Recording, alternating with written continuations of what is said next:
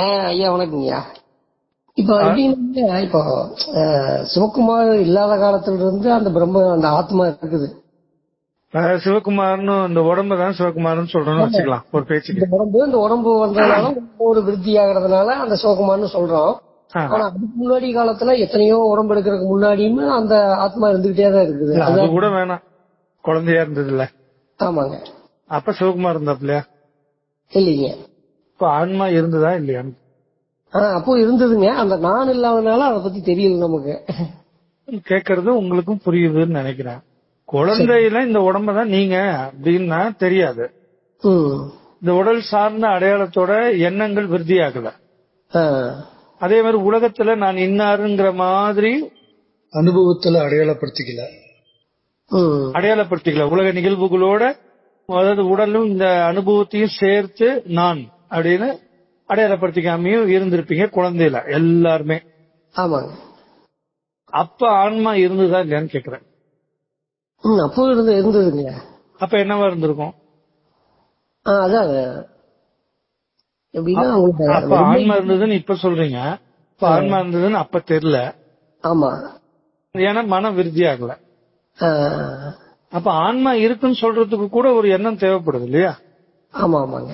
ஆன்மா இருக்கு, ஆன்மா இல்ல அப்படிங்கறதும் அப்ப ஒரு எண்ணமா தானே இருக்க முடியும். ஆமாங்க. ஆன்மா இருந்தது அப்படின்னு சொல்றோம், அது ஒரு எண்ணம், அது ஒரு மொழிபெயர்ப்பு தானே, உணர்வை மொழிபெயர்க்கிறது தானே அது. ஆமா ஆமாங்க. அப்புறம் ஆன்மாவுடைய திருப்தி இல்ல அப்படிங்கிற மாதிரி இப்ப சொல்றோம் இல்ல? ஆமாங்க. இது எண்ணத்தோட அளவீடு தானே. ஆமா ஆமாங்க. இது வந்து அந்த கதாபாத்திரம், அந்த கதாபாத்திரனே வேணாம், கதாபாத்திரம் எந்த பேரும் வைக்க வேணாம், நான் போற ஃப்ளோலயே போலாம். இது ஒரு எண்ணத்தோடைய வெளிப்பாடு தானே. ஆமா ஆமாங்க. அப்ப எண்ணம் வராம இருந்த போது குழந்தையில அப்படிதான் இருந்தீங்க. நேச்சுரலா பிறக்கும் போது எல்லாருமே அப்படிதான் இருந்திருப்பாங்க. அதுக்கு பேரு ஆன்மா அப்படின்னு சொல்லலாம். ஏன்னா குழந்தையும் தெய்வமும் ஒண்ணுன்னு சொல்லுவாங்க. ஆனா அந்த குழந்தைக்கு தெரியாது தான் ஆன்மான்னு. அவ்வளவுதான் விஷயம் இல்லையா? ஆனா வளர்ந்ததுக்கு அப்புறம் நான் இன்னார் அப்படிங்கிற அந்த பாவம் வந்துருச்சு. வந்ததுக்கு அப்புறம் அதை போக்கி ஆன்ம பாவத்துக்குள்ள போறதுக்கு உண்டான முயற்சி தான் இந்த ஜெர்னி. ஆன்மீகத்தை பத்தி, ஞானத்தை பத்தின ஒரு பயணம் இல்லையா? அப்ப இப்ப நீங்க ஆன்மா இல்ல அப்படிங்கறதுக்கு எது தடையா இருக்கு? ஆன்மா இல்லைங்கிறதுக்கு இந்த விருத்தி நான், அதாவது இந்த சிவகுமாருக்கு கதாபாத்திரம், இந்த என்ன நானுன்னு சொல்லமா? என்ன நான். சரி, 800 நாள் ஒரு நபர் இருக்கிற மாதிரி, ஒரு நான் இருக்கிற மாதிரி தெரியுது. ஆமாங்க. இந்த நான் நாம ரூபத்தோட கூடிய இன்னார் சிவகுமார்னு நீங்க சொல்லிக்கிறீங்க. இன்னார் நம்ம தானே? ஆமாங்க. அவரு இருந்துகிட்டே இருக்கிறாரு அப்படிங்கிறீங்க. அவரா இருக்கிறதே அந்த பிரம்மன் தான். இதுதான் முன்னாடி இருந்து பாடம் படிச்சிருக்கோம். உள்ள இருக்கிற அந்த பிரம்மம் சத்து அசைய ஆரம்பிக்கும் போதுதான் சித்தாகுது. அது சத்தா இருக்கும் போது ஒரு பிரச்சனையும் இல்ல. சத்து அசையும் போதுதான் சித்தாகுது. சித்துங்கிற நிலையில, இந்த சத்து சித்துங்கிற நிலையில இறங்கி அப்புறம் தான் இந்த உடலை சார்ந்து பற்றி பிடிச்சு உடல் நுகர்ச்சியினால இந்த உலகத்தை அனுபவிக்குது. உடலோட பற்றி பிடிச்சு இந்த உலகத்தை அனுபவிக்கிறது இது சத்தாகப்பட்ட சித்து தான். சத்துல இருந்து சித்து வருது. சத்து தான் அசைறதுனால சித்தா மாறிடுச்சு. ஒரே ஆள் தான். நீங்க உங்க மனைவிக்கு கணவன், உங்க அம்மாவுக்கு புள்ள. ஒரே ஆள் 2 கேரக்டர்ல இருக்க. சத்தா இருக்கக்கூடிய பிரம்மம் அசையும் பொழுது சித்தா மாறுது. அப்ப சத்தும் சித்தும் ஒண்ணுதான்.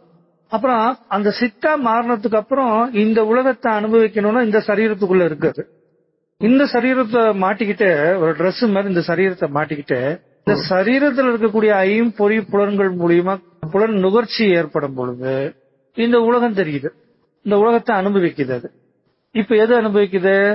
சத்தாகப்பட்ட சித்து தான் அனுபவிக்குது. சரி, இப்ப அனுபவிக்கிற இந்த அனுபவம் ஒரு பதிவா பதியுது. அது அந்த சத்து தான் சித்தா இருக்கு. சித்துனா அறிவு. அந்த அறிவுல, தூய அறிவுல இந்த அனுபவம் ஏற்படுறதுனால அதுக்கு பேர் என்ன வச்சுக்கலாம்? சுத்த அறிவுங்கிற நிலையில இருந்து அனுபவ அறிவு அப்படிங்கிற நிலைக்கு போகுது. அந்த அனுபவ அறிவு அப்படிங்கறது ஒரு அனுபவ பதிவுகள் இல்லையா? அதுக்கு பேரு மனம் அப்படின்னு வச்சுக்கிறோம். மனமா இருக்கிறது எது? அறிவினுடைய அனுபவம். ஆமா தானே? மனப்பதிவுகளா இருக்கிறதே அறிவினுடைய அறிவு அனுபவிக்கிறதுனால அனுபவம் ஏற்பட்ட அந்த அனுபவங்களுடைய பதிவின் குவியலை தான் நம்ம மனம் அப்படின்னு சொல்றோம். அப்ப அறிவே தான் இங்க என்னவா இருக்கு? மனமாவும் இருக்கு. அந்த மனம் எப்பயுமே இரட்டை தன்மை உடையது. நல்லது கெட்டது சரி தவறுன்னு காட்டும். அதே மாதிரி நாம ரூபத்தை கொண்டது. ஏன்னா மனம்னாவே உலக பதிவுகள் தானே, ஜடத்தை பத்தின பதிவு தானே அது. இந்த மாயை, இந்த அதுக்குள்ள இருக்கிற அந்த ஜடம், அதுல இருந்த உற்பத்தியான விஷயங்களை அனுபவிச்சு தானே நாம ரூபத்தோட கூடி இருக்கக்கூடிய தானே மனம். அப்படி இருக்கும் பட்சத்துல இதை செய்யலாம் செய்யக்கூடாது அப்படின்னு ஒரு காரியத்துக்காக ஒரு காரணத்தை உண்டாக்குது. இப்ப இது செய்யலாமா வேணாமா அப்படின்னு எது சிந்திக்குது? சத்தாகப்பட்ட சித்துதான் சிந்திக்குது. அப்ப செய்யலாம் அப்படின்னு எது முடிவு பண்ணோம்? அதுவே தான் முடிவு பண்ணோம். அதுவே முடிவு பண்ற நிலையில இருக்கு பேர், அதுக்கு பேர் புத்தின்னு பேரு. தன்னுடைய அனுபவத்திலிருந்து எண்ணங்களை எடுத்து நினைச்சு பார்க்கும் பொழுது அதுக்கு பேர் மனம், வாசனை எல்லாம் சொல்றோம். ஆனா அப்படி வர ஒரு விஷயத்துல இது இப்படி நடந்திருக்க கூடாது, இது இப்படி நடந்திருக்கலாம், இது இப்படிதான் நடக்கணும் அப்படின்னு ஒரு நிச்சயத்தன்மைக்கு போகிறது. நடக்கலாம், வேணும் வேணாம் அப்படின்னு எதை வேணாலும் அது செலக்ட் பண்ணலாம். அப்படி செலக்ட் பண்ற இடத்துல நிக்கும் போது இந்த அறிவுக்கு பேர் புத்தி அப்படிங்கிறது. அப்ப இந்த சத்து தான் சித்தா மாறி அதுல அனுபவம் ஏற்பட்ட அனுபவ அறிவாகி அனுபவ அறிவுகளுடைய குவியல மனம்னு சொல்லி அதுல இருக்கக்கூடிய இருமை தன்மைகள் முரண்பாடுகள்ல நிச்சயத்தன்மை ஏற்படும் பொழுது புத்தியா மாறிடுது. அப்படி பதியப்பட்ட பதிவுகளை தான் நம்ம என்னன்னு சொல்றோம்? மனம்னு சொல்றோம், அனுபவம்னு சொல்றோம். ஆனா அந்த அனுபவத்துல நல்ல ஒரு சுவையான ஒரு ஸ்வீட்டை சாப்பிடுறோம். அந்த ஸ்வீட்டை, அந்த ஸ்வீட்டோடைய உருவத்தையும் அந்த உருவத்துக்கு உண்டான பேரும் ஞாபகம் வருதுன்னு வச்சுக்கலாம் நமக்கு. அப்ப இந்த நாம ரூபத்தை எதுவும் சுமந்துகிட்டு இருக்கோம்? மனம்தான். ஆனா அந்த ஸ்வீட்டை சாப்பிடும் போது ஒரு அனுபவம் கிடைச்சிருக்கும்ல, அந்த டேஸ்ட திருப்பி பண்ணணும்னு ஒரு டெம்ட் ஆகுது இல்ல, சாப்பிடணும், அது அப்படி இருக்கும் சாப்பிட்டா ரீகலெக்ட் பண்ணி பாக்குது. இப்ப ஜிலேபியா இந்த மாதிரி ருசியில் இருக்கும், திரும்ப அதை அனுபவிக்கலாம் அப்படின்னு ஒரு இச்சை ஏற்படுத்துது. அதாவது அந்த சுவையை நினைச்சு, உருவத்தையோ பேரையோ இல்ல, அந்த அனுபவத்தை நினைச்சு. அந்த அனுபவம் அப்ப ஏதோ இனிப்பா இருந்திருக்கலாம், துவர்ப்பா இருந்திருக்கலாம், புளிப்பா இருந்திருக்கலாம். அந்த அனுபவம் ஆணுச்சு இல்லையா, அது ஏதோ ஒரு சுவையா ஏதோ ஒரு தன்மையில ஒரு அனுபவம் ஆயிருக்கும் இல்ல. அந்த அனுபவத்தோடைய, நான் சொல்றது நாம ரூபத்தை தவிர்த்து அந்த அனுபவத்தோடைய பதிவுகள் எல்லாமே சித்தம். நான் சொல்றது புரியுதா? சித்தம்னு அதுக்கு பேரு. எல்லாமே இந்த சத்தோடைய உருமாற்றம் தான் இத்தனையும். உணர்வு ரூபத்தில் இருக்கிறது, உணர்ச்சி ரூபத்தில். அந்த உணர்ச்சி கூட அந்த விஷயத்தை எப்படி அனுபவிச்சோங்கிற கற்பனை நினைச்சு பாக்குறது. ஒரு சிலருக்கு மண் மேல ஆசை, ஒரு சிலருக்கு பொன் மேல ஆசை, ஒரு சிலருக்கு பெண் மேல ஆசை இல்லையா? இதெல்லாம் அவங்களுக்கு பார்க்கும் போது என்னன்னா, இப்படி இருந்தா எப்படி இருக்கும், நான் இந்த நாட்டுக்கே ராஜாவா இருந்தா அப்படி இருக்கும், எல்லாம் எனக்கு அடிபணிஞ்சு நடப்பாங்க, என்னுடைய அதிகாரத்துக்கு உட்பட்டு இருப்பாங்க, அப்படி எல்லாரும் கட்டுப்பட்டு இருக்கிறதுல இவனுக்கு ஒரு போதை இல்லையா? இந்த மாதிரி எல்லாம் ஒரு ரகம். ஒரு சிலருக்கு எனக்கு தங்கம் வைரம் வைரூரியம் இப்படி போவாங்க பொருளா. ஒரு சிலருக்கு பெண் இப்படி போறாங்க, போகம் இப்படி போறாங்க இல்லையா? அப்ப இது எல்லாத்துலயுமே இது இருந்தா எப்படி இருக்கும் அப்படிங்கும் போது அது அனுபவப்பட்டிருக்கும். இது இருந்தா எப்படி இல்ல இருக்கும்னு அந்த அனுபவத்தை மீண்டும் மீண்டும் மனனம் பண்றது, நினைக்கிறது. நினைச்சு அந்த அனுபவிச்ச சுகத்தை ரினியூவல் பண்ணி திரும்ப ரினியூவல் பண்ணணுங்கிறதுக்காக என்ன பண்ணுது, எத்தனைக்கும் அதுக்கு என்ன பண்ணும், உடனே சரி அனுபவிக்கலாம் அப்படின்னு முடிவு பண்ணிடுச்சுன்னா என்னாச்சு, புத்தி டிக்கெட்ச்சிருச்சுன்னு அர்த்தம். புத்தியா மாறி டிக்கெட்ச்சிரும். அந்த சுவை, இப்ப ஒரு மாங்காய் சாப்பிடும் போது அதுல ஒரு புளிப்பு சுவை இருக்குதுன்னா அந்த புளிப்பு சுவை நல்லா இருக்குமேன்னு அந்த சுவையை நினைக்கும் போதே நாக்குல வச்சு விடுது. அது சித்தம், சித்த விருத்தின்னு அதுக்கு பேரு. அப்புறம் அதை சாப்பிடணும்பா அப்படின்னு சாப்பிடலாம் போ ஒரு முடிவே பண்ணிட்டோம் அப்படின்னா அப்ப அது புத்தியா மாறிடும். அப்ப இந்த ஒரே சத்து தான் சித்து தான் அனுபவமாகும் மனம். அந்த அனுபவப்பட்ட விஷயங்கள்ல இப்படி இருக்குமே இந்த ருசி அப்படின்னு நினைக்கும் போது சித்தம், ஆமா இது சாப்பிடணும்பா அப்படின்னு முடிவு பண்ணும் போது புத்தி. சரி, இவ்வளவு பிளான யார் பண்றா? அப்படின்னு இந்த அறிவு கிட்ட கேட்டா நான் தான் பண்றேன்.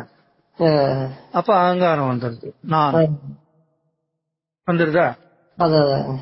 இப்ப இந்த அகங்காரம் வந்தாலும் அது என்னவா இருக்கு, சத்து சித்தாயி, சித்து அனுபவத்தினால மனமாயி, சித்த விருத்திய பண்ணி அதுல முடிவெடுக்கும் போது புத்தியா மாறி, யார் இந்த செய்யறா, இந்த முடிவெடுக்கிறா, யார் நீ அப்படின்னு கேள்விக்கிட்ட நான் தான் அப்படிங்கும் போது அகங்காரமா மாறிடு. இத்தனையும் இதே பிரம்மன் தான் அசைஞ்சதுனால இவ்வளவு விஷயங்களுக்கு உண்டான விருத்திக்கு போயிடுது. ஆமா தானே, இவ்வளவு வாசனை விஷயங்கள்னால விருத்திக்கு போயிடும்.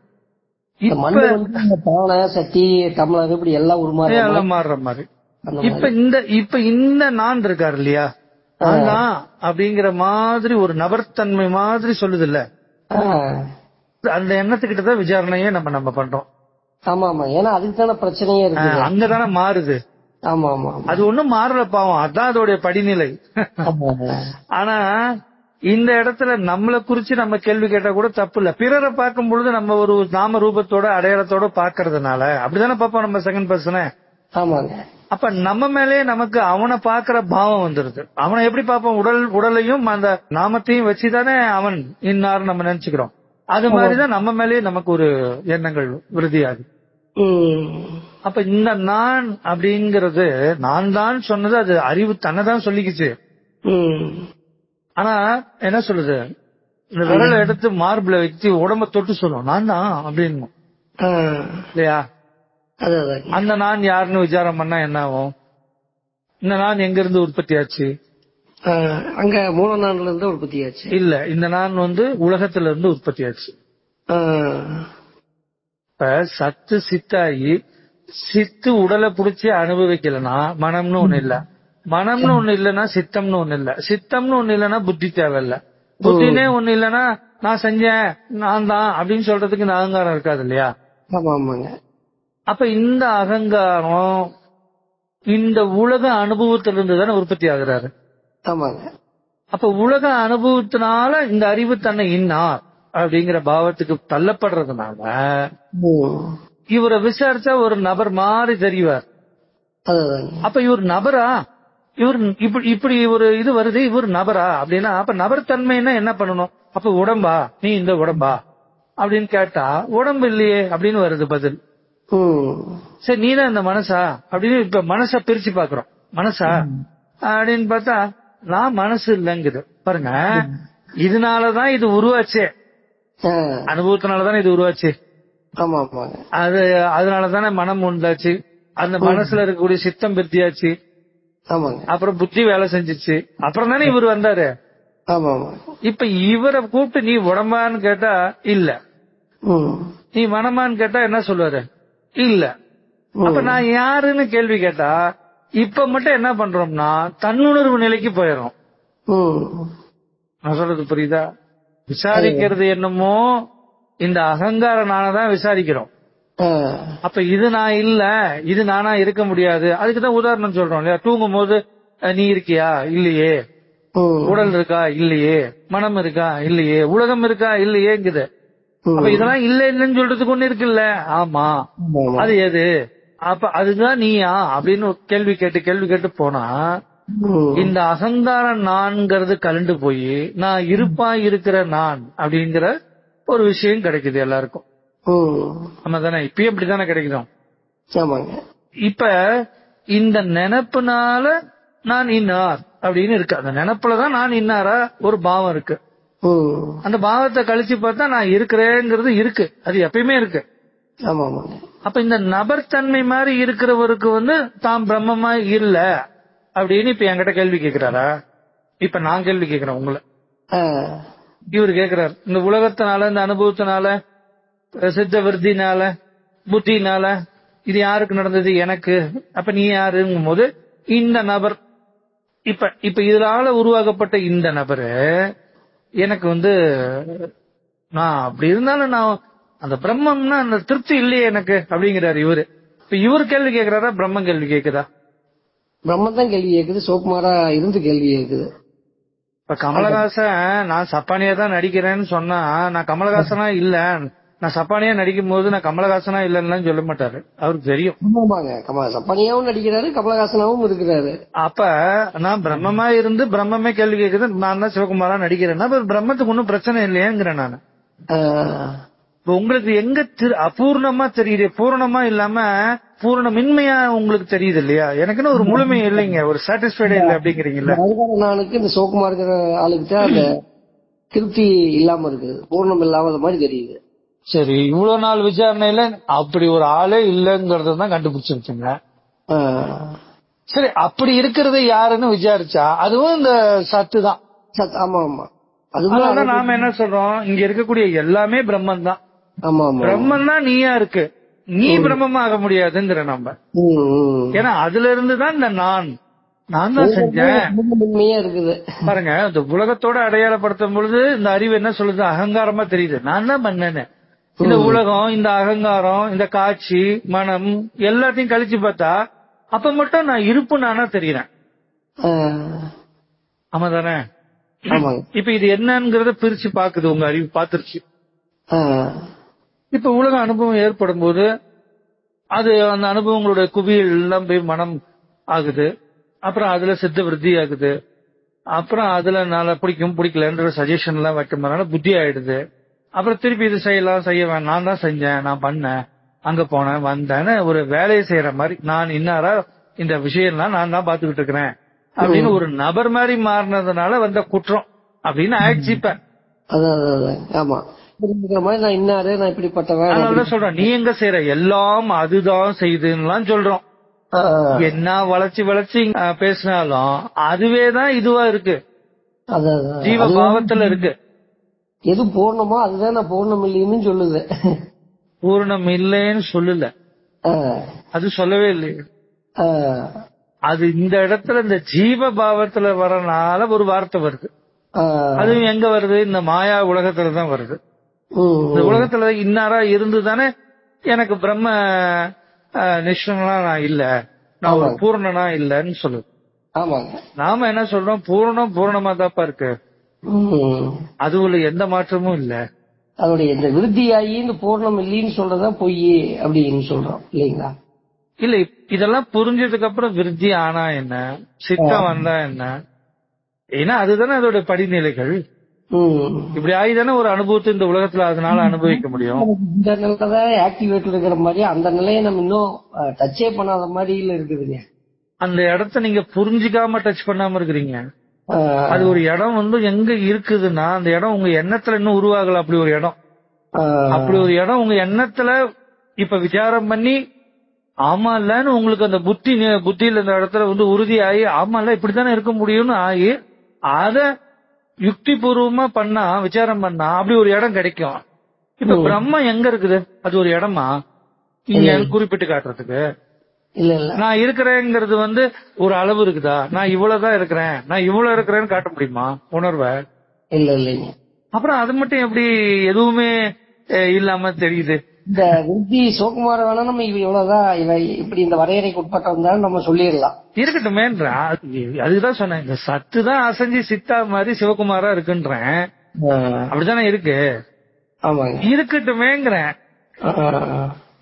இந்த சிவகுமார் ஏன் ஞானியாக்க முயற்சி பண்றீங்கன்னு தான் நான் கேள்வி கேட்கிறேன். சிவகுமாரா பாவிச்சா அவன் ஞானி ஆக முடியுமா? முடியாதுங்க. அப்ப சிவகுமாரன் யாருன்னு பின்னாலே விசாரிச்சுட்டு போனா சத்து தாப்பா அசைஞ்சு இப்ப மாறி இப்படி இருக்குது இல்லையா?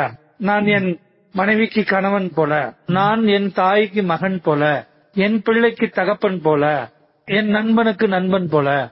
அப்ப ஒரே ஒண்ணுதான், இத்தனை படிநிலையில வேற வேற வேற வேலையில இருக்கு, ஆனா ஒண்ணுதான்.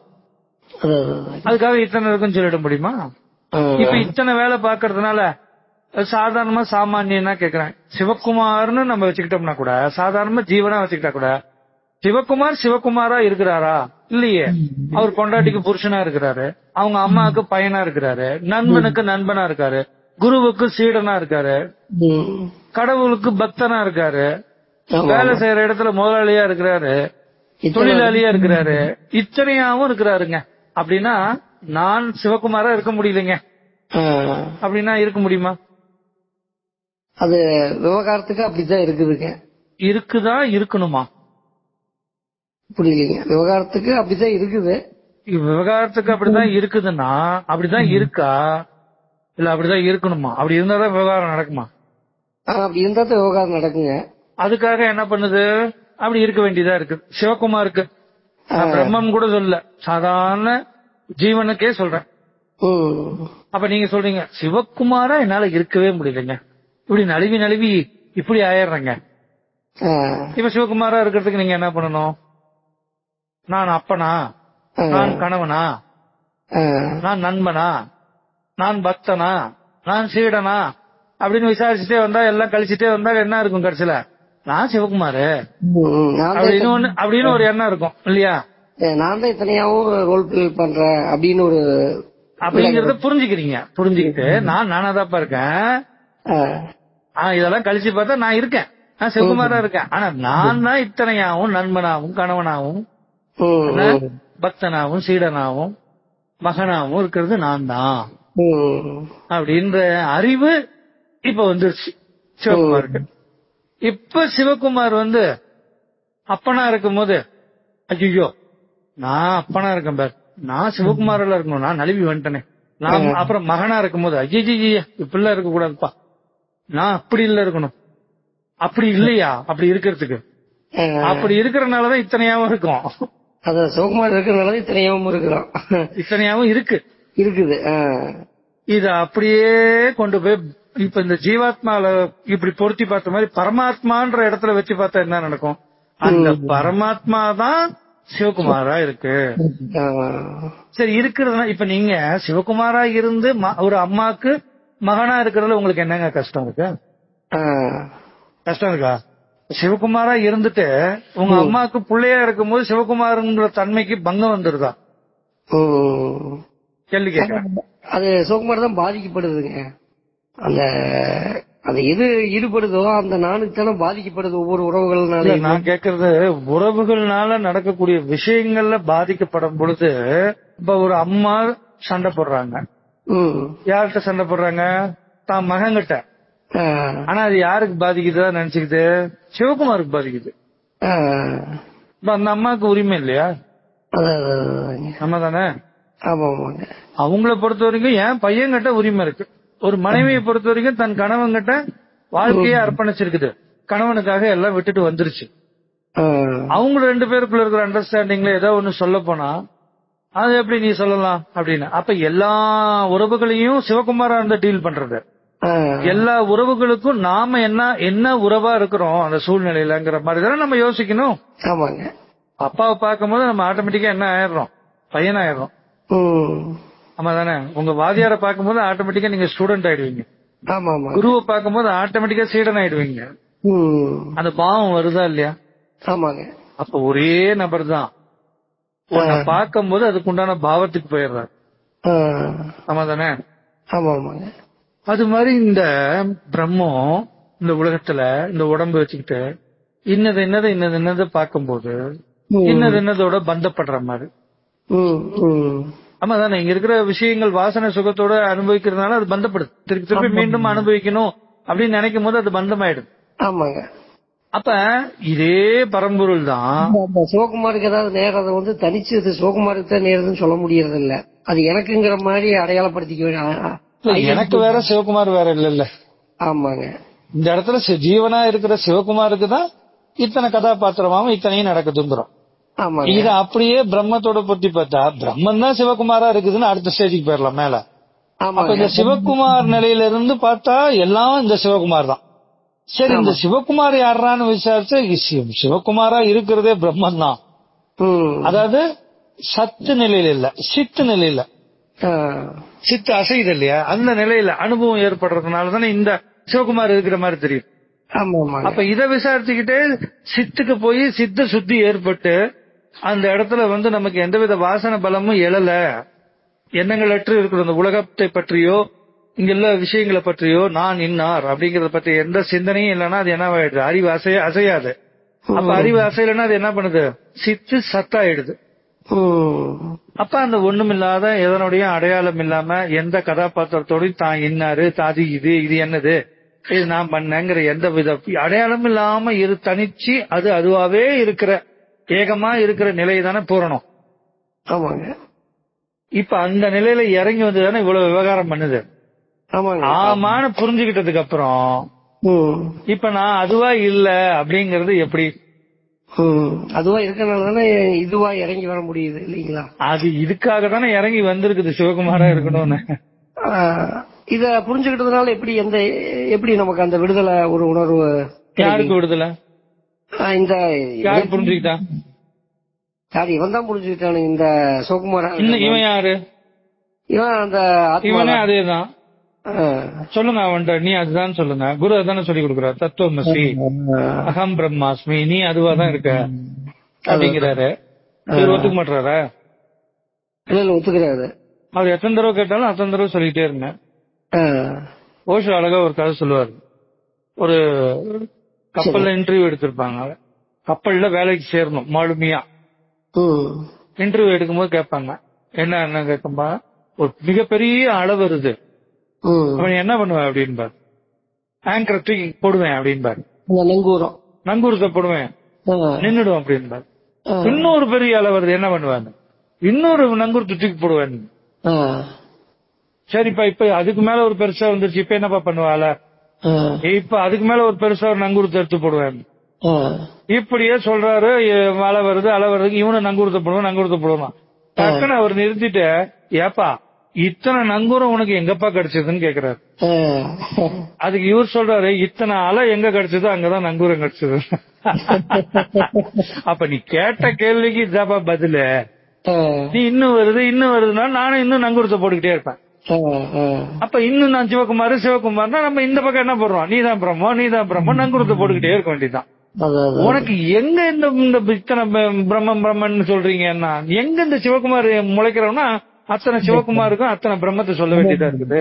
மண் இல்லாம பானை கிடையவே கிடையாது. பானையோட மூலம் மண்ணுதான். சரி, இப்ப பானையா இருக்கிறதுனால மண்ணு இல்லன்னு ஆயிடுமான்னு கேக்குறேன். இல்ல, அப்பவே அது மண்ணு இருக்குங்க. அப்பயும் மண்ணா தானே இருக்கு. அத பொருத்தி பார்க்க முடியுது. இங்க இந்த அந்த பானையோட குறைகள் பிரச்சனைகள் தான் தெரியுது. பொருத்தி பாக்கறதுனால தானே வித்தியாசம் தெரியுது. பொருத்தி பார்க்கவே தேவையில்லை, விசாரத்துல வெட்ட வெளிச்சமா தெரியுது. விசாரிச்சா உங்களுக்கு நான் பிரம்மம் இல்லன்னு தெரியுதா? இல்லைங்க, இல்ல தெரியுதா தெரியலையா? விசாரிச்சா இதெல்லாம் தள்ளி பார்த்தா இருக்கிறேங்கிற சுத்தமான உணர்வு, அந்த ஸ்புரிப்பு, நான் இருக்கேன் இருக்கா இல்லையா? இருக்கு. உணர்வா கேக்குறேன், எண்ணமா இல்ல, உணர்வா கேக்குறேன். இருக்கா? இருக்குங்க. அது இருக்கனாலதானே பேசுது, எல்லாமே நடக்குது. அது திருப்பி ஏங்க அது பேசுதுன்னு இந்த இடத்துக்கு வரீங்க? அது இருக்கான்னு தான் கேட்டேன். இருக்கா? அப்ப அது இருக்குன்னு முடிவு ஆயிடுது இல்லையா? ஆமாங்க. அப்புறம் அது எப்படி இல்லாம போயிடுது? ஆமாவா இல்லையா? நீங்க சிவகுமாராவே எல்லார்கிட்டையும் பழக முடியுமா? முடியாதுங்க. ஒவ்வொருத்தருக்கும் தகுந்த மாதிரி, அவங்க விருப்புக்கு தகுந்த மாதிரி நீங்க வளைஞ்சு கொடுத்து தானே போறீங்க. ஆமாங்க. நான் இப்படிதான் அப்படின்னு இருந்தா முடியுமா? முடியாதுங்க. ஒரு நதி எப்படி அதுவா ஓடி அதுவா கடல்ல சேர்ற மாதிரி இயற்கையா ஒவ்வொருத்தர்கிட்ட ஒவ்வொரு தகுந்த மாதிரி அப்படி நடந்துகிட்டு போகுது இந்த மனசு. அப்படி இல்லாம முரண்படுற இடத்துல முட்டிக்கிட்டு நிக்குது. அப்ப எங்க பிரச்சனை வருது? எங்க இப்ப இங்க பிரச்சனை இருக்குன்னு எனக்கு புரியவே இல்லை. நானும் உங்களை மாதிரி இருந்தவன் தான், பிரச்சனை எல்லாம் இருக்குதுன்னு நினைச்சவன் தான். ஆனா என்னமோ புரிஞ்சவன அடுத்த செகண்ட் அங்க ஒண்ணும் இல்லையே. ஆமா இல்ல, எல்லாமே அதுதானே இருக்கும்போது எண்ணங்கள் வராம இல்ல, முரண்பட வரல. எது வந்தாலும் எல்லாம் பிரம்மத்துக்கு தானே வருது. பிரம்மன் தானே அனுபவிக்குது. பிரம்ம தானே சத்து சித்தாயி மனமாயி புத்தியாயி அகங்காரமாகுது. அதுக்குதான் வருது. ஆமா, ஆனா அத பத்தி இன்னாரா இருக்கிற அந்த பாவத்துல நின்னு அந்த இடத்துல நின்னு சிந்திச்சா முரண்படா தெரியுது. இப்ப சிவகுமாரா இருந்தா நான் பிரம்மமா இல்லன்னு தெரியுது. சிவகுமாருங்கிற பாவத்துல நின்னு பார்த்தா அந்த பிரம்ம பாவத்துல இல்லதானே அப்படின்பீங்க. அப்படி இல்லாதனாலதானே அது சிவகுமாரு. சரி, பிரம்ம பாவத்துல இருந்தா சிவகுமார் இருக்க மாட்டாப்ல. அப்புறம் நீங்க சொல்லுங்க, ஏன் இப்ப இங்க எங்க சிவகுமார் இப்ப இல்ல அப்படின்பீங்க இல்லையா? இல்லன்னு கேக்குறது கூட ஒருத்தர் இருக்க மாட்டான் அந்த பாவத்துல இருந்தா.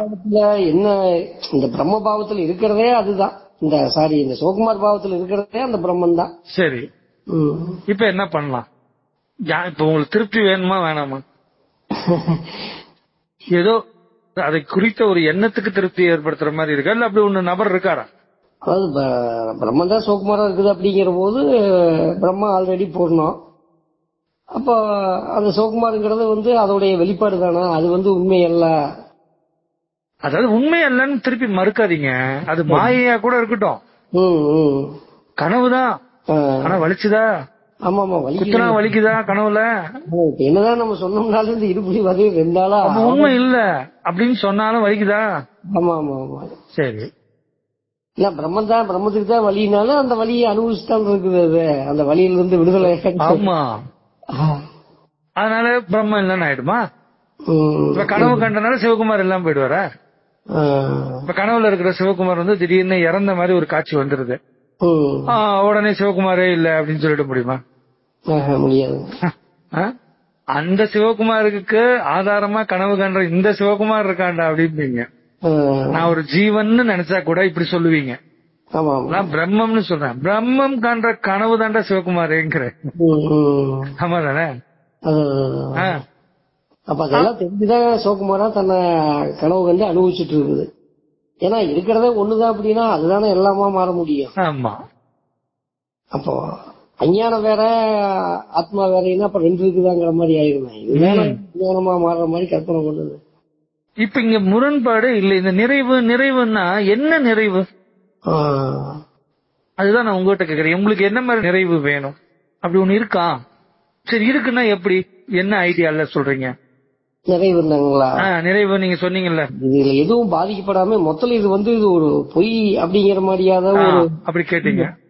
சரி, இப்ப நீங்க அப்படி கேட்டீங்க இல்லையா, மொத்தத்துல எதுவும் பாதிக்க கூடாதுங்க, இது பொய்ங்க அப்படிங்கறது நல்லா திடமா இருக்கணுங்க, நம்மள சலனப்படக்கூடாது நம்ம. சரி, இப்ப இந்த மைண்ட் செட்ல இன்னைக்கு பேசியிருக்கோம் இல்லையா? பிரம்மன் தான் சிவகுமாரா இருக்குன்னு எவ்வளவு நாளா பேசியிருக்கோம், இன்னைக்கு இப்படி பேசியிருக்கோம். இப்ப உங்களுக்கு என்ன சலனம் ஆகுதா? என்னதுங்க? இப்ப நான் உங்களுக்கு சலனம் ஆகுதான்னு யார்கிட்ட கேட்டுட்டு இருக்கேன்? பிரம்மத்துக்கு, ஆத்மாட்ட கேக்குறீங்க. ஆத்மா பிரம்மம் எல்லாம் ஒண்ணுதானே? அப்ப பிரம்மத்துக்கு தானே கேக்குறேன். ஏன் சலனப்பட்ட? நீ பிரம்மமாவே இருக்க வேண்டியதுதானே? இல்ல, ஆமா, சலனப்படாம இருந்தா பிரம்மாவே இருக்கலாம். சலனப்பட்டு அந்த அசைவு ஏற்பட்டவன அறிவாகி, அறிவு அறிதல்ங்கிற அந்த தொழிலை செய்யும் பொழுது அனுபவமாகி அதுல இன்ப துன்பம் வந்துருது, அனுபவம் வந்துருது இல்லைங்க. அப்ப அது எவ்வளவு பெரிய டெக்னாலஜியை கிரியேட் பண்ணி அதுவே அந்த உலகத்தை உருவாக்கி அந்த உலகத்துல அதுவே கதாபாத்திரங்களா இருந்து அதுவே காண்பவனாகவும் காணப்படும் பொருளாகவும் காணும் காட்சியாகவும் இருக்குதுன்னா எவ்வளவு பெரிய ஹை டெக்னாலஜில அது வச்சிருக்குது. அத புரிஞ்சுக்காம இது இல்ல, அது இல்ல, அப்படி இல்ல, இப்படி இல்ல, ஒண்ணுமே இல்ல, நான் அப்படியே இருக்கணும், இது எதுவும் அந்த மனவயப்பட்டு சித்த விருத்தினால இது அனுபவிச்சுதான் ஆகணும்னு கட்டாயம் ஏற்பட்டு அப்ப அந்த மனசுல முரண்பாடு ஏற்பட்டு அந்த கதாபாத்திரம் மாதிரி இந்த சிவகுமார்ங்கிற கதாபாத்திரத்தை ஏத்து நடிக்கிறதே ஆன்மாதான். அதுக்கு வலிக்கும் போது அந்த வலிக்கு ஆறுதல் சொல்றதுக்காக தன்னை பத்தின உண்மையே வெளியில சொல்றோம். இந்த உலகம்னா அப்படித்தாப்பா இருக்கும், இதுல நீ யாரு, இந்த உலகம்னா என்ன, உடல்னா என்ன அப்படின்னு விசாரிக்கணும் அப்படின்னு ஒரு தாய் உள்ளம் கொண்டு ஒரு குரு சொல்றாரு. அவர் முன்னாடி அனுபவிச்சிருப்பாரு, அவருக்கு அந்த அனுபவம் வந்திருக்குது, அதை இன்னொருத்தர்கிட்ட சொல்லி ஆசுவாசப்படுத்துறாரு. எப்பா நீ அது இல்லப்பா அப்படிங்கிறாரு. எல்லாம் ஒண்ணுதான், ஆனா கதாபாத்திரத்துல பார்த்தா வேற வேற மாதிரி தெரியுது. ஒரே அறிவா இருக்கிறது, அகண்டமா இருக்கிறது, கண்டமா பார்த்தா பிரிச்சு பிரிச்சு பார்த்தா நிறைய பேர் இருக்கிற மாதிரி தெரியுது. ஒரே கண்ணாடிய சுக்குநூறா உடைச்சா ஒரு கண்ணாடி முழுமையா இருக்கும் பொழுது ஒரு சூரியன் தெரியும், 100 உடைச்சா 100 சூரியன் தெரியும். அந்த ஒரு கண்ணாடி தான் இப்ப 100 துண்டா இருக்கு, 100 சூரியன் பிரதிபலிக்குது, ஒரு கண்ணாடிக்குள்ளயும் ஒரு சூரியன் தெரியுது. அந்த மாதிரி ஒரே ஆன்மாதான் அகண்டமா இருந்தது, இப்ப துண்டு துண்டா கண்டமா 84 லட்சம் வகை உயிரினங்களா மாறி இருக்கு மாயால. அது எல்லாத்துலயும் ரிஃப்ளெக்ட் ஆகுது. இத புரிஞ்சதோட முடிஞ்சது இல்லைங்களா? அவ்வளவுதான். இந்த புரிதல் தான் உச்சபட்சமான ஞானம்ங்கிற தன்னை பற்றிய முழு அறிவு. அப்ப இத அறிஞ்சதுக்கு அப்புறமா இந்த கதாபாத்திரம் எல்லாம் இல்லாம போயிடுமா? இருக்கும், ஆனா பாதிக்காது. பாதிக்காதுன்னா அப்படியே குருட்டு வாக்குல பாதிக்காதுன்னு சொல்ல, இந்த பாடத்தை விவேகமா அதை எடுத்துக்கிட்டு இந்த அறிவு அதுல ஸ்திரமா இருந்து இத மறக்காம இருக்கணும். இந்த வித்தைய, இந்த ஆத்ம வித்தைய மறக்காம. சூழ்நிலை முரண்பாடான வழி வர்ற சூழ்நிலை வரும்போது டக்குன்னு அது ஆன்மாவையே நான் தான் இப்படி இருக்கு, இதுதானே இப்படி இருக்கு, இதுவே தானே அது அப்படின்னு இந்த இடம் அப்ளை ஆகும் போதுதான் அது வேலை செய்யறது தெரியும். அப்படி ஒரு பிரச்சனையிலையும் மாட்டிக்காம இருக்கிற நிலைதான், முரண்படாம மாட்டிக்காம இருக்கிற நிலைதான் ஆனந்தம். அப்படின்னா என்ன அர்த்தம்? எதனுடைய முரண்படாம இப்படி அப்படின்ற மாதிரி இன்னாரா மாறிடாம தான் தானாய் இருப்பதுதான் நீங்க சொல்ற அந்த சமநிலை, சமநோக்கு. ஐயா எந்த பிரச்சனையும் எனக்கு தெரியக்கூடாதுங்க, நான் அதுவா இருந்தனா அப்படின்னு நீங்க சொல்றீங்களா, அது இந்த பாவத்துலதான் கிடைக்கும். அதுக்கு முதல்ல இந்த கதாபாத்திரத்தோட தனக்குள்ளேயே அது முரண்படாம இருக்கணும். ஆமா, ஏன் முரண்படாம இருக்குன்னா தன்னை பத்தி தெரிஞ்சாதான் அது முரண்படாம இருக்கும். அதான் இப்ப ஃபர்ஸ்ட் தான் வெறும் சிவகுமார் மட்டும்தான், தான் ஒரு ஜீவன் மட்டும்தாங்கிற பாவத்துல அது போராடிட்டு இருந்தது. ஆமா, ஜென்மமா இப்ப அந்த சாட்சாத் பரம்பொருள் படைச்சவனாலேதான் இந்த சிவகுமாராவும் இருக்கிற அப்படிங்கும் பொழுது அது வேற அது எல்லாத்தையும் உள்ளடக்கின மாதிரி. தன்னை பற்றிய அறிவு இங்க குறைவா இருக்கு. அது பகுத்து பார்க்கும்போது, பகுத்தறிவுல பார்க்கும்போது அப்ப பூரணம் கிடைக்குது. அந்த பூரணத்தை தான் நம்ம ஞானம்ங்கிற வார்த்தையை பயன்படுத்துறோம். பூரண முழு அறிவு, தன்னை பற்றிய முழு அறிவு தான் ஞானம்.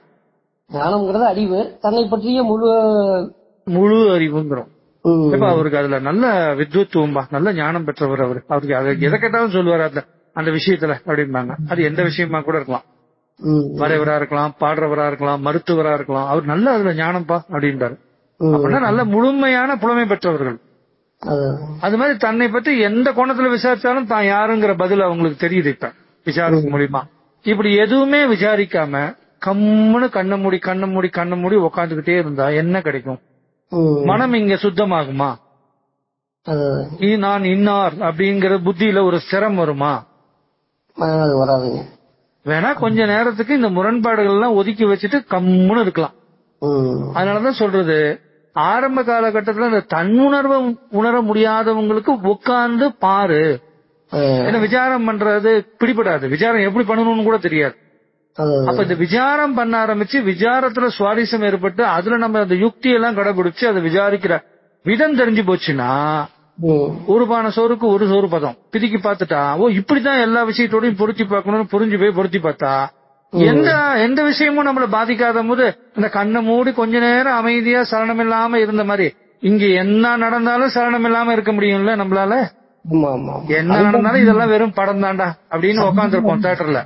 என்ன விஷயங்கள் நடந்தாலும் அது நம்மள பாதிக்காம இருக்கணும், அதுதான் சகஜமான.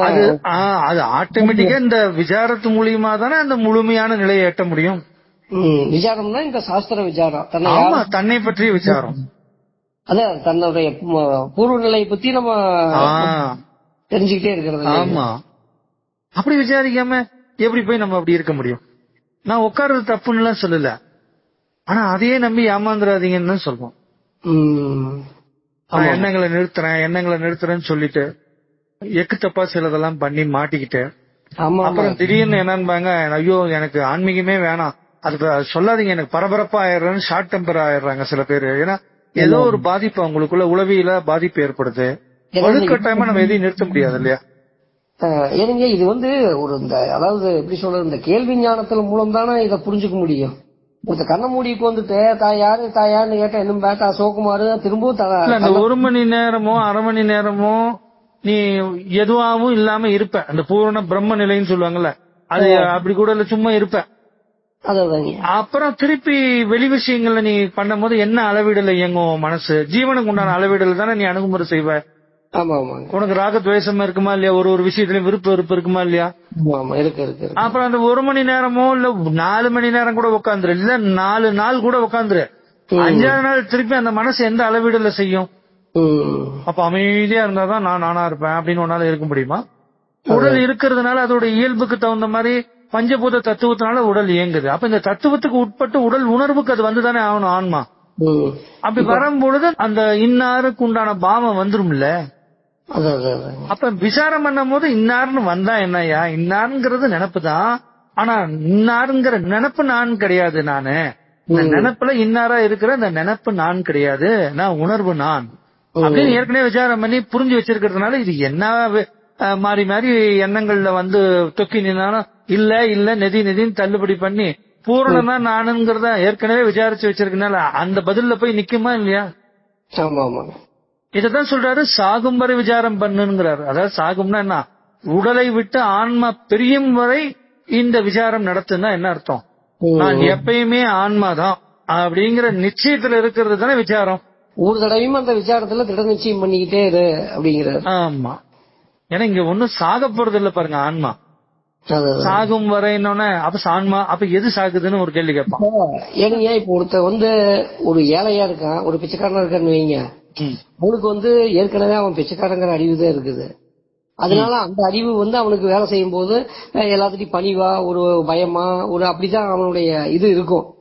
திடீர்னு வந்து அவனை வந்து ஒருத்தன் வந்து தேனி வந்து நீ ஒரு பெரிய ராஜா அப்படின்னு வந்து சொல்லும் பொழுது டக்குன்னு அவன் அதுக்கு மேல வந்து அந்த அந்த அறிவு வந்து கன்ஃபர்மேஷன் ஆனதுக்கு அப்புறம் பாத்தீங்கன்னா அவனுடைய ஆக்டிவிட்டிஸே சேஞ்ச் ஆயிருதுல. அதுக்கப்புறம் அவன் பிச்சைக்காரனா அவனுடைய இது ஆக்டிவேட்டுக்கு வராது. அதாவது உறுதியான பிறகு அந்த உறுதியானதுக்கு அப்புறம் பாத்தீங்கன்னா அவன் ராஜாவுடைய தன்மைக்கு அந்த ராஜா பையங்கிற ரேஞ்சுக்கு போயிடலாம்.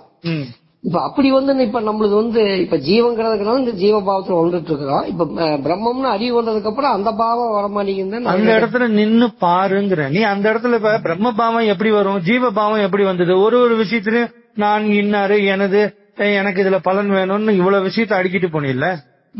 அப்ப இவ்வளவு விஷயமா அடுக்காம இருக்கணுமா இல்லையா? நீ ஒவ்வொரு விஷயத்திலயும் நீ அடுக்காமையே இருந்தீங்கன்னா உனக்கு எங்கேயாவது வலிக்குமா? முரண்படுவியா? படுவியா? இல்லதானே? அப்புறம் அது செய்யாம ஞானத்தை நடைமுறைப்படுத்துங்கன்னு நம்ம சொல்லிக்கிட்டே இருக்கோம். எங்க சொல்றோம்? இதைத்தானே சொல்றோம். அப்ப ஒவ்வொரு விஷயத்திலயும் நான் இதை ஒன்லி நெகட்டிவ் மட்டும் சொல்லல, பாசிட்டிவுக்கும் சேர்த்து சொல்றேன். இப்ப அறிவுல வந்து பிரம்மம்னு வந்துருச்சு. விசாரணையில இந்த அறிவு இப்ப கண்டுபிடிச்சிருச்சு, நான் பிரம்மம். நான் அசைஞ்சா அறிவாயிடுறேன், அசைறேன்னா நான் தான் பிரம்மம். ஏதாவது நினைச்சா சித்தாயிடுறேன், எதுவும் நினைக்கிறேன்னா சத்தாதான் இருக்கேன். நான் நினைச்சா சிவகுமார் ஆயிரம், நினைக்கலன்னா பிரம்மமா இருக்கிறேன். ஆமா, அதுதான் சொல்றாங்க இல்லையா, சிந்திச்சா மனுஷன், சிந்திக்கலன்னா கடவுள் அப்படிங்கிறார் தேனி சுவாமி. அதுதான் ஒரே பாயிண்ட்ல அடிச்சிட்டாரு. சிந்திச்சா மனுஷன், சிந்திக்கலன்னா கடவுள். யாரு சிந்திச்சா மனுஷன், யாரு சிந்திக்கலன்னா கடவுள் அப்படின்னு கேள்வி கேட்கணும்ல. அந்த இடத்துல கேள்வி கேட்டா என்ன வரும்? இந்த அறிவு தான் சிந்திக்காம இருக்கணும், அதாவது அசையாம இருக்கணும். அறிவு அசையாம இருந்தா பிரம்மமா இருக்கும், சத்தா இருக்கும். அறிவு வேற சித்து வேற இல்ல. சித்துக்கு அறிவுக்கு தான் சித்துன்னு பேரு இல்லையா? இந்த சித்து அசையாம இருந்தா சத்தா இருக்கும். சித்து அசைஞ்சா நாம ரூபத்தோட இன்னாரா சிவகுமாரா ஒரு நபர் மாதிரி தெரியும். வந்துருது, அப்புறம் ஜெகம் வந்துருது, வந்துரும். அதுல போய் ஆமா நான் வந்து சிவகுமார் தான் இந்த அறிவு நம்ப ஆரம்பிச்சாதான் மாட்டிக்கும். இப்ப நீங்க விசாரணை பண்ணி புரிஞ்சுக்கிட்டீங்க. இப்ப சிவகுமாருங்கிறது இன்னொருத்தருடைய பார்வைக்குன்னு வச்சுக்கங்க. ஏன்னா அவங்க இன்னொருத்தர் கூப்பிடறதுக்கு தானே பேரும், அவங்க பாக்குறதுக்கு தானே இந்த ரூபமும். அப்ப அவங்க பாயிண்ட் ஆஃப் வியூல நாம ரூபத்தோட உங்களை அணுகுமுறை செய்யட்டும். உங்களை பொறுத்த வரைக்கும் நீங்க யாரு? பிரம்மன் தான். ஆமா தானே? அப்ப எப்படி உங்களுடைய நாம ரூபம்லாம் எல்லாம் சேர்த்து பிரம்மமும், அப்ப நீங்க செகண்ட் பர்சன் நீங்க என்னவா பாப்பீங்க? அதுவும் எல்லாம் பிரம்மன் தான் பாப்பீங்க. எப்படி கனவுல 100 கதாபாத்திரம் வந்தாலும் என் உயிர் தான், என் ஆன்மா தான் 100ஆ தெரியுது. ஒரே உயிரா இருக்கிறது கண்டமா 100 உயிர்களா 100 பேரா தெரியுறாங்க அப்படின்னு பாவத்துல இந்த உலகத்துல திருப்பி வாழணுமா இல்லையா இந்த அறிவு? ஆமா ஆமா ஆமா. அப்பதானே இந்த மாயையில சிக்காம பிரம்மம் பிரம்மமாவே இருக்கும், பிரம்ம பாவத்துல இருக்கும். அது இன்னும் சொல்ல போனா எப்படி, நான் பிரம்மன் தான் எல்லாம். அப்பதான் இந்த சித்து இந்த பாவத்துல இருக்கும் போது அந்த பிரம்ம பாவத்துல இருக்கும். ஜட பிரம்மத்தை மேல கவனிக்காம பரபிரம்மமா அது இருக்கும். மூல நினைவோட இந்த மாயையில அப்படியே ஒட்டி ஒட்டாம இருந்தும் இல்லாம அப்படியே இந்த உடம்ப இந்த உயிரை ஆசரிச்சு இருக்கிற வரைக்கும் இந்த கதை ஓடிட்டே இருக்கும். அதை நினைச்சு பார்க்கும் போது ஒரு அவ்வளவு ஒரு ஆனந்தமா சுதந்திரமா அதான் எதுலயும் ஒட்டாவ அப்படியே ஒரு எந்த சிக்கலும் இல்ல, எதுவும் கிடையாது, எல்லாம் விளையாட்டுங்கிற மாதிரி. அதுதான் உண்மையான நிறைவு. அதனாலதானே எல்லா பழைய படங்கள்ல எல்லாம் பார்த்தாவே சொல்லுவாங்கல்ல, இதுவும் வந்து விளையாட்டுகளில் ஒன்றுதான் சொல்றாரு. எங்கேயுமே சீரியஸா எடுத்துக்கலையே. இப்போ சொல்ல போனா எல்லாமே லீலை, ஒரே வார்த்தையில எல்லாம் பிரம்மத்துடைய லீலை. கிருஷ்ணர் அந்த வார்த்தையை பயன்படுத்துவார், லீலை அப்படின்னு. பிரம்மம்னு எடுத்துட்டா பிரம்மம் காண்கின்ற கனவுதான் இந்த ஜெகத். பிரம்மமா கனவு காணாது. பிரம்ம சித்தா மாறணும். வசிஷ்டர் சொல்லுவார், சித்தின் பிரதிபலிப்பே ஜெகத் அப்படின்பாரு. அறிவில் பிரதிபலிக்கிறது தானே இந்த உலகம். அப்ப அறிவு எப்படி பிரதிபலிக்கணும்? எண்ணத்தாலதான் பிரதிபலிக்கும். அந்த எண்ணுபவன் யார்? ஈஸ்வரன். அந்த ஈஸ்வரன் தான் இருப்புணர்வா இருக்கான். நான் இருக்கிறேங்கிறதுக்கு உனக்கு எப்படி நான் இருக்கிறேன் அப்படின்னு நினைச்சா சிவகுமார்னு தோணுதோ, அது மாதிரி நான் இருக்கிறேங்கிற அந்த தன்னுணர்வுக்கு பேர் ஈஸ்வரன். ஈஸ்வரன் என்ன பண்றான்? அவன் கல்பிதம் பண்ணதான் இந்த ஜெகத், இந்த உலகம், அண்ட சராசரம் எல்லா கதாபாத்திரங்கள் எல்லாம். இப்ப அது உருவாக்குன கதாபாத்திரத்துல அதுவே உள்ள சிக்கிட்டு கதாற மாதிரி கற்பனை சிக்கல. அது அப்படி அதுதான் தெரியாம சிக்கல்ல இருக்கிற இந்த அறிவை மீட்டு எடுக்கிறோம் விசாரம் பண்ணி. மீட்டு எடுத்தா எங்கேயுமே சிக்கலையே. அப்ப இந்த உலகத்துல நம்ம தப்பிச்சுட்டா மத்தவங்க எல்லாம் சிக்கிட்டு இருக்காங்களான்னு ஒரு கேள்வி வந்தா ராமர்ட்ட அவர் சொல்றாரு, ராமா இந்த உலகம் எங்க இருக்கிறது? எல்லாம் இருப்பதானே, கற்பனை தானே. என்னமோ நீ தப்பிச்சுக்கிட்டா மத்தவங்க எல்லாம் மாட்டிக்கிட்டான்னு அதுல வேற ஒரு கற்பனை விருத்தி பண்ற. அப்ப நான் தப்பிச்சுக்கிட்டேன்னா நீ அப்ப என்னவா இருந்த? அப்ப நீ ஒரு நபர்த்தன்மையில இருந்துகிட்டு தப்பிச்சுக்கிட்டேங்கிற வார்த்தையை பயன்படுத்துற. நீதான் மாட்டவே இல்லையே, இது வெறும் கல்பிதம் தானே. இருக்கிறதே பிரம்மா, அது ஒண்ணுதானா? அப்புறம் எவனும் எல்லாருமே பிரம்மன் தானே. இப்ப நாம உயிரா இருக்கிறோங்கிறது உண்மை. இப்ப நான் உயிர் அப்படின்னு வச்சுக்கலாம், உயிர் நம்ம ஒத்துக்கிட்டோம்னு வச்சுக்கலாம். இப்ப கனவுல சிவகுமாரா நாம ரூபத்தோட இருந்த ஆள் யாருன்னு கேட்டா அது யாரு? அது இதுதான். அப்ப அதுல வர உங்க அப்பா அம்மா யாரு? எல்லாம் அந்த உலகமே இதுதான். நான் உயிர்ங்கிறதுக்கு உருவம் இருக்கா? இல்லைங்க. இப்ப அந்த பாவத்துக்கு போயிடுங்க. இப்ப நீங்க யாருன்னு கேட்டா உயிர்னு எனக்கு சொல்லணும். உயிருக்கு உருவம் இருக்கா?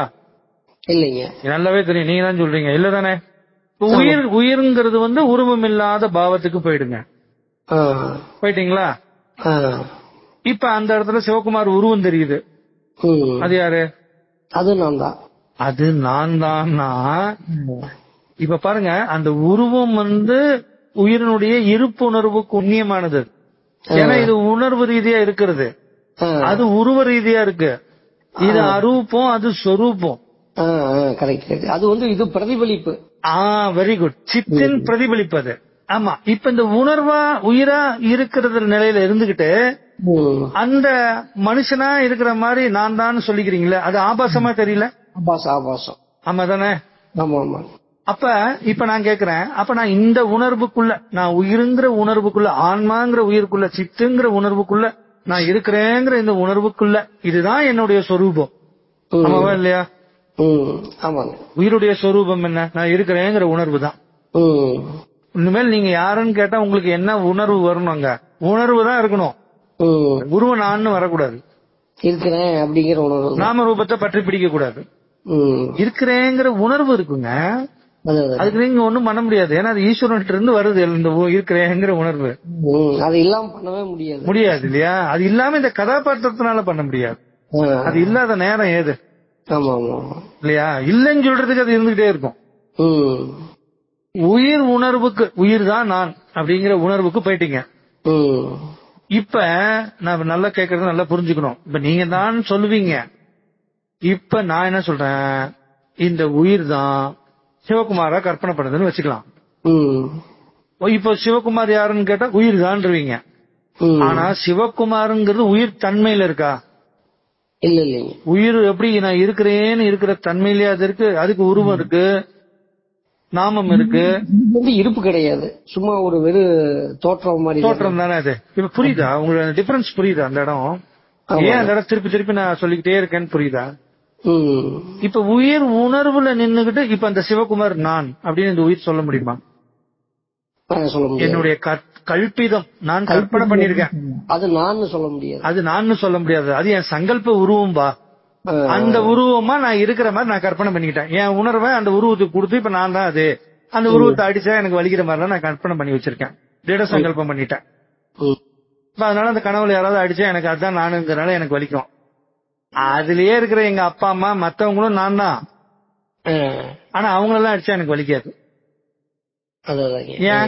ஏன்னா அப்ப எனக்கு அது பாவம் வரல. இந்த உருவம் நான் தான் அப்படிங்கிற பாவம் எனக்கு வரல, அதனால எனக்கு வலிக்காது. ஆமா தானே? இந்த உருவத்தை தொட்டா தொடர மாதிரி தெரியுது, அந்த உருவத்தை தொட்டா தொடர மாதிரி தெரியல. ஆமாங்க, எல்லாமே நம்ம தான். ஆமா. சரி, இப்ப நான் என்ன சொல்றேன், எந்த உருவத்தை தொட்டாலும் உங்களுக்கு தெரியுது. அப்படின்ற மாதிரி ஒரு கற்பனைக்கு வச்சுக்கோமே, ஒரு பேச்சுக்கு. இப்ப அங்க அந்த கனவுல யார தொட்டாலும் உங்களுக்கு உங்களை தொடர மாதிரியே ஒரு உணர்வு இருக்குன்னு வச்சுக்கலாம். இப்ப இங்க இருக்கிற இந்த அறிவு சித்து என்ன பண்ணிடுச்சு, சர்வபாவத்துக்கு போயிடுச்சு.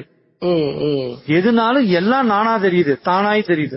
எதை தொட்டாலும் தான் உணருது, ஒரே உணர்வா வருது இதுக்கு. ஆமாதானே? அப்படித்தானே கிருஷ்ணர் உணர்ந்திருப்பாரு. அப்படித்தானே ஒரு ஞானியும் சர்வபாவமும் இருந்திருக்குது அவங்களுக்கு. ஆமா ஆமா ஆமா. ஈஸ்வரர் கூட அவருக்கு பார்த்தா அடி எல்லாத்துக்குமே உணர்ந்து பாருங்க, பிட்டுக்கு மண் சுமதும் போது ஒரு அடி அடிச்சா எல்லாரும் முதுகலையும் கோடு இருந்ததா இல்லையா? அந்த மாதிரி. அப்ப எல்லாருக்கும் வலிச்சதா இல்லையா? ஏன்னா அவருதான் எல்லாமா இருக்காரு அப்படிங்கிற இதுல அது ஒரு வார்த்தையில ஒரு நிகழ்வுல புரிய வச்சுட்டாரு. ஆனா இப்ப அது விசாரம் பண்ணி பார்க்கும்போது இப்ப பொருத்தி வருதா இல்லையா? இதை நீங்களே தான் சொன்னீங்க. இப்ப ஈஸ்வரனுக்கு இப்படி ஒரு அடி விழுந்ததேன்னு கூட எனக்கு ஞாபகம் வரல, நீங்க அழகா சொல்றீங்க. அதுதான்.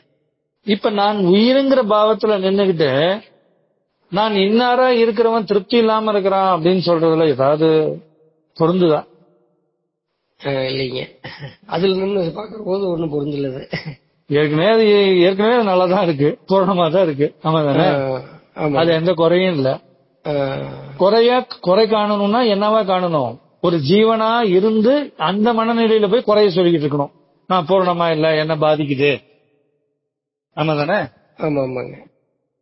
இப்ப உங்களுக்கு சொல்லுங்க, திருப்தி எங்க இருக்குது, எங்க அதிருப்தி இருக்கு, எது திருப்தி எது அதிருப்தி, யாருக்கு என்ன வேணும், யாருக்கு என்ன நடக்குது? அதான் இந்த கதாபாத்திரமா இருந்தோம்னா திருப்தி இருக்காது.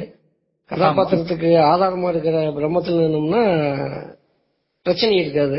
கண்டிப்பா. அவ்வளவுதான், இதுதான் திருப்திங்க. எதுவும் நம்மள பாதிக்காத அதான் திருப்தி, வேற என்ன? இப்ப உங்க வயலே சொல்றீங்க, எதுவும் பாதிக்காம இருக்கணுங்க, அவ்வளவுதாங்க.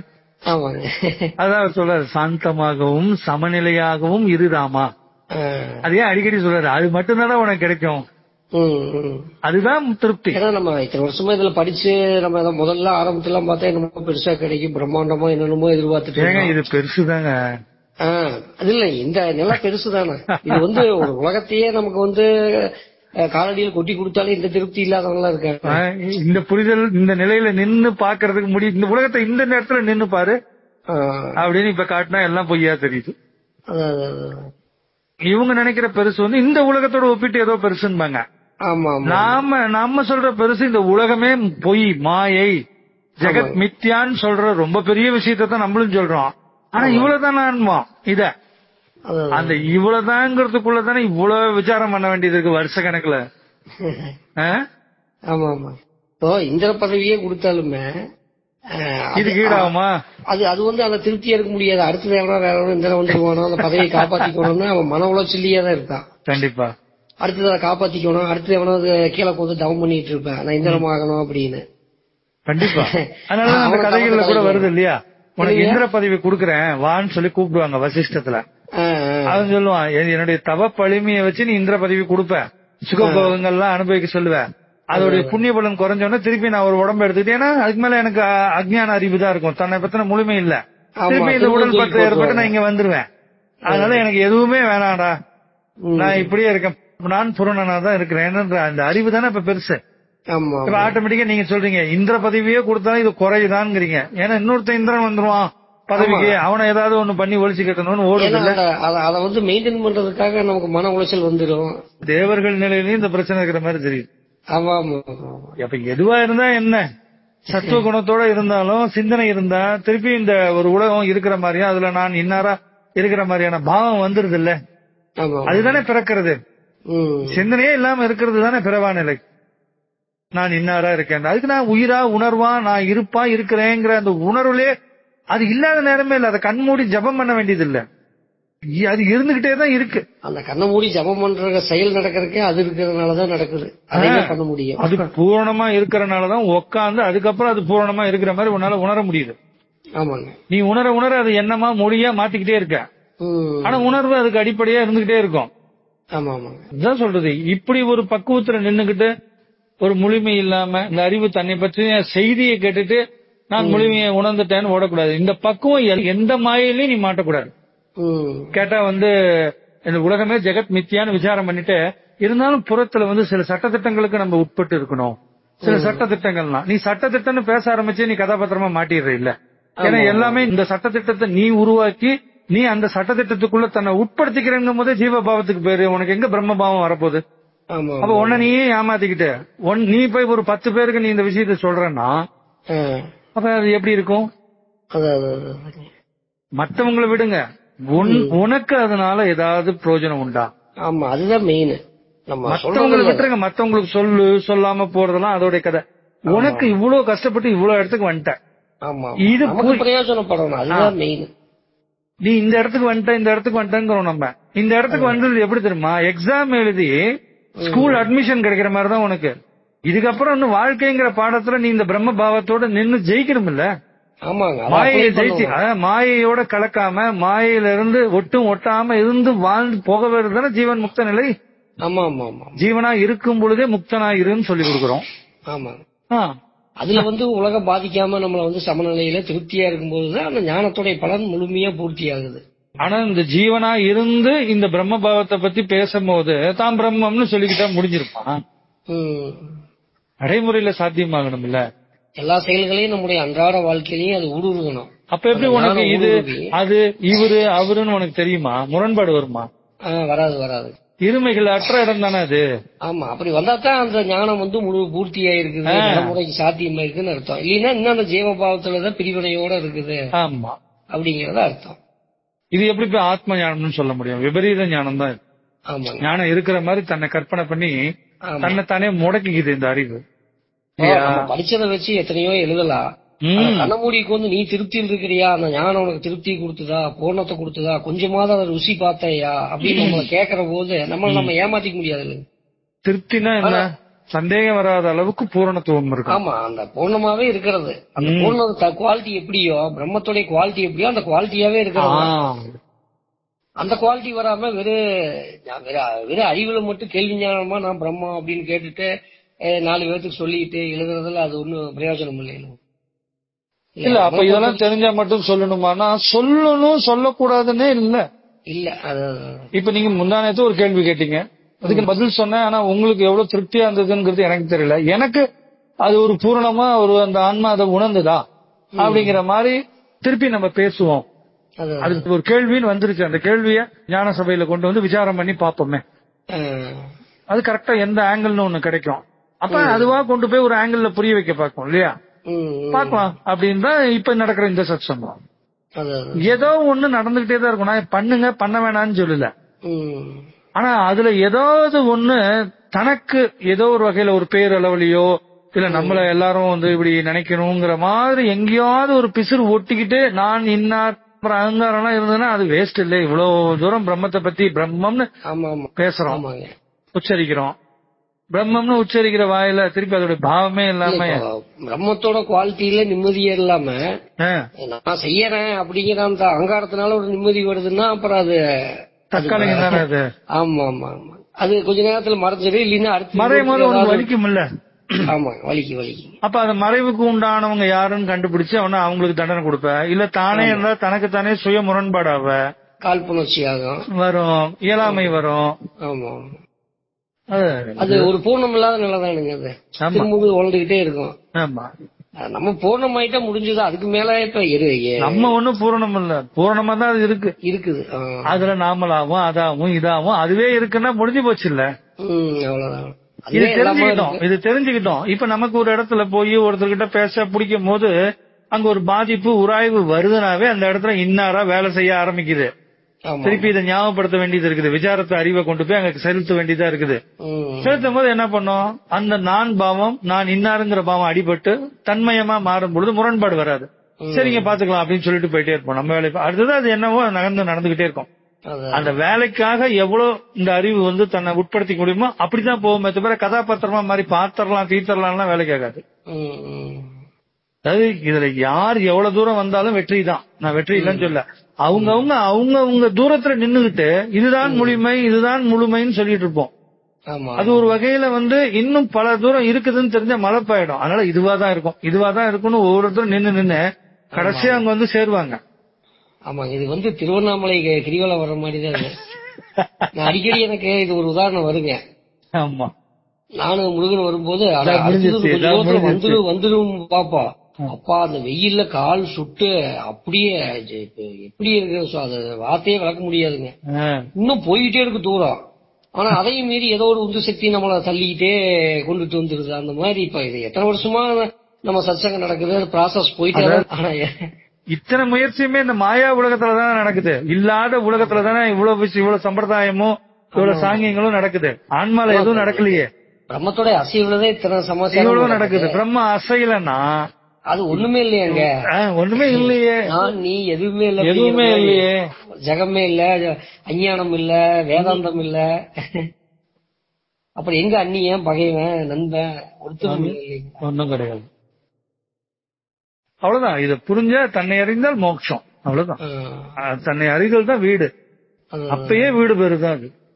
ஒன்னும் நம்ம ஒண்ணும் யாரும் அந்நியமா இல்ல நம்ம அதை அடையறதுக்கு. அதுதான் நாமளாவே இருக்குன்னா முடிஞ்சு போச்சு இல்ல. மத்தவங்க கிட்ட பேசும்போது சிவகுமாருங்கிற பாவம் வந்தா அது ஜீவபாவம். அதுவும் அதுதான் பண்ணுது. ஆனா தன்னை இன்னாருன்னு இப்ப விசாரணை பண்ணி தெரிஞ்சுக்கிட்டனால நமக்கு உடல் இல்ல, மனம் இல்ல, எல்லாம் உலகம் மாயின்னு எல்லாம் பார்த்து அந்த ஒரு விசாரத்துல கண்டுபிடிச்ச அந்த தெளிவோட அணுகுமுறை செஞ்சா அப்புறம் என்ன எப்படி இருக்கும்? எதுலயும் முரண்பாடு வராது. வெறுமனே செயல் நடக்கும், காரியம் நடக்கும்.